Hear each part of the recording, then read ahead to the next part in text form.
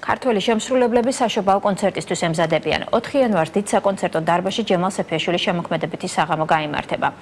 კომპოზიტორი სიმღერებს ამჯერად სრულიად საქართველოს კათოლიკოს პატრიარქს დაბადების დღეს უძღვნის. ილია მეორეს 4 იანვარს 93 წელი უსრულდება. შორინა კოპალეიშვილი გემობდა, რა სიურპრიზი მომზადდა მაყურებელს კომპოზიტორმა კონცერტისთვის.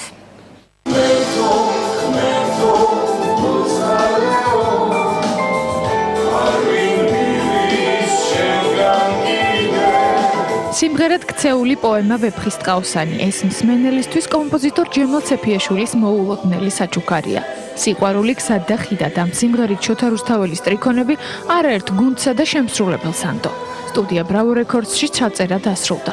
ვეფხისტყაოსნის მთავარ გზავნილებს ახლა უკვე მის ერთ გუნდს მსმენელს საკუთარი მუსიკის თანხლებით გაუზიარებს.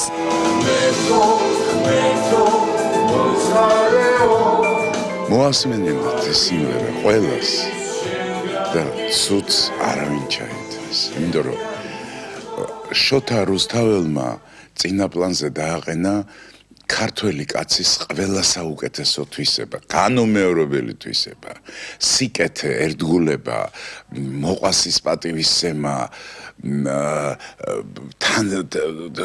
სურვილი ყველას გვერდით დაუდგეს და აი ეს არის ამ სიმღერის საფუძველი.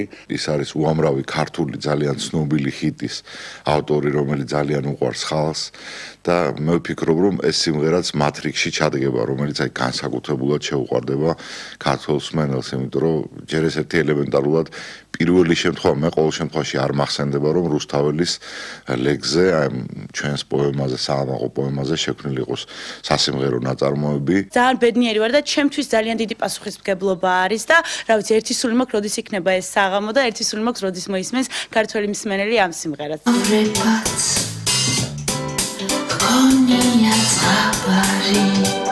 კონცერტისთვის მზადება ხმის ჩამწერ სტუდიებში ყოველდღე მიმდინარეობს.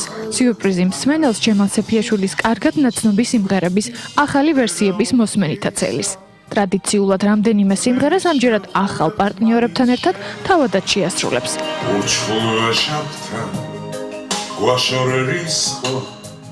2016 წელს საკუთარ შემოქმედებით საღამოს პატრიარქის საიუბილეო თარიღს მიუძღვნეს.